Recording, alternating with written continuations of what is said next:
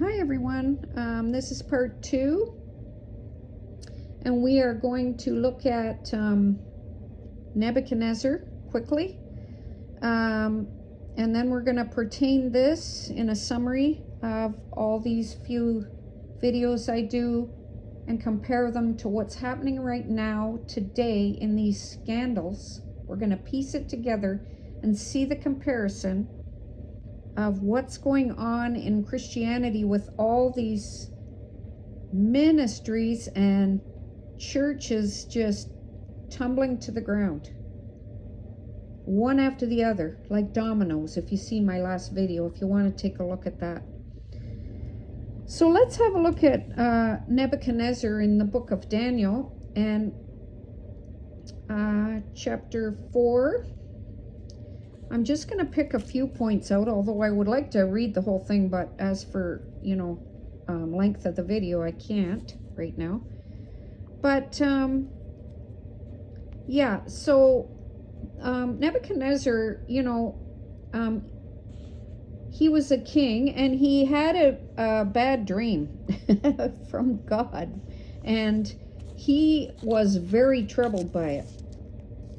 So he brought in all the wise men from Babylon he knew, and he brought magicians, astrologers, Chaldeans, soothsayers, and none of them could interpret it. Magicians, isn't it interesting how men, they gravitate to these soothsayers, fortune tellers, psychics, all of these today, and looking for answers. And anything instead of God, they're going to grasp at, right? It's God who has the answer, God himself. And yet anything they can do, they're like, oh, I don't believe in God. There can't be a God. Science doesn't. Well, but they can believe in some of these other people who don't even have all the answers, but they're still looking for a spiritual side of things, but yet they reject the spiritual side concerning God. Anyways, so they couldn't interpret his dream, and then you can take a look at that, read that whole thing, and see that Daniel was the only one who could interpret it. Right here, Daniel 4:25. That they shall drive thee from men, and thy dwelling shall be with the beasts of the field,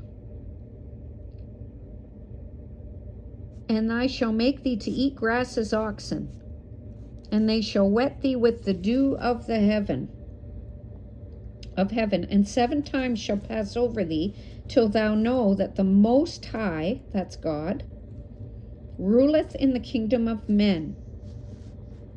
There it is. God is the ruler, and giveth it to whomever he will.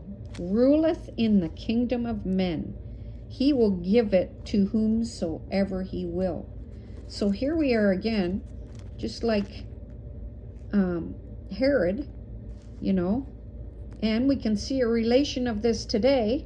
People forget possibly how they got something in the first place before it went all astray, because they didn't consult God. They got proud in themselves and lifted themselves up, and then it all went, it all went south into a big old mess.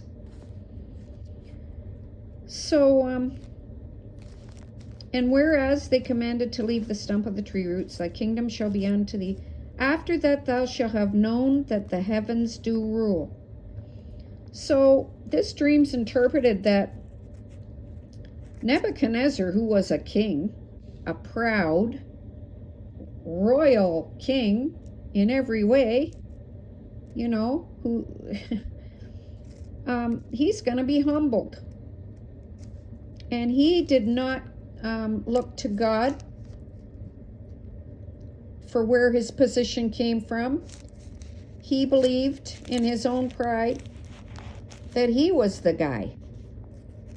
So he would be driven from men, God said. He'd be humbled. And his dwelling would be with the beasts of the field. He'd eat grass like an oxen. Wet thee with the dew of heaven, and 7 times shall pass over thee, till thou know.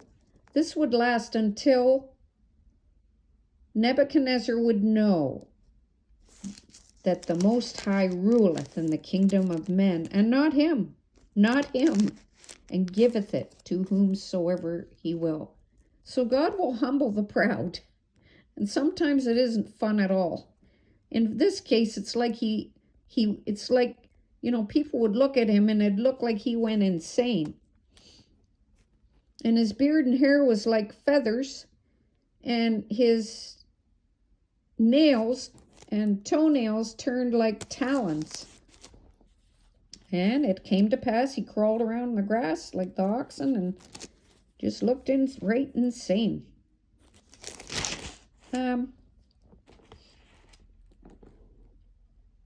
Let me see what else I got here. All this came upon the king Nebuchadnezzar. It all came upon him, this interpretation of the dream by Daniel.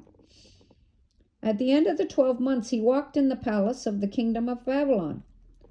And guess what he said? He got sort of like Herod.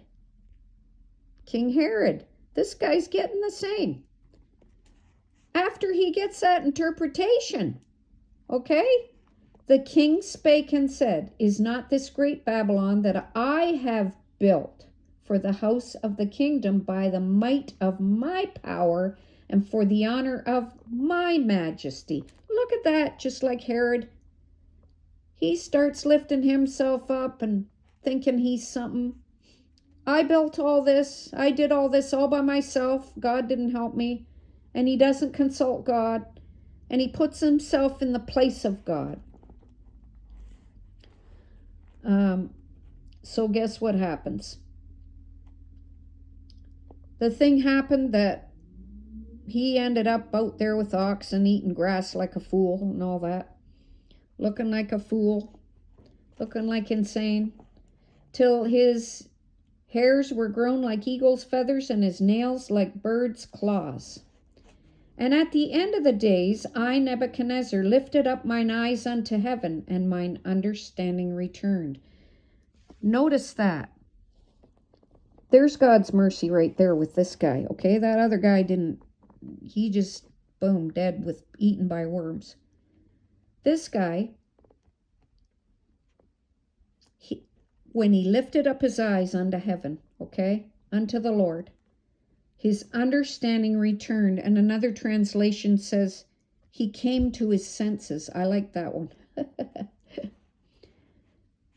Understanding returned unto me, and I blessed the Lord Most High, and I praised and honored him that liveth forever, whose dominion is an everlasting kingdom and dominion, and kingdom is from generation to generation.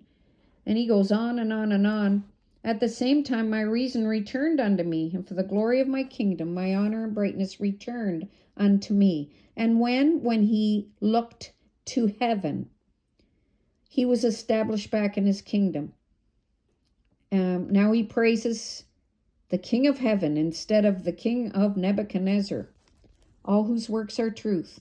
And here's how we can end this off. He says, and those that walk in pride, he is able to abase.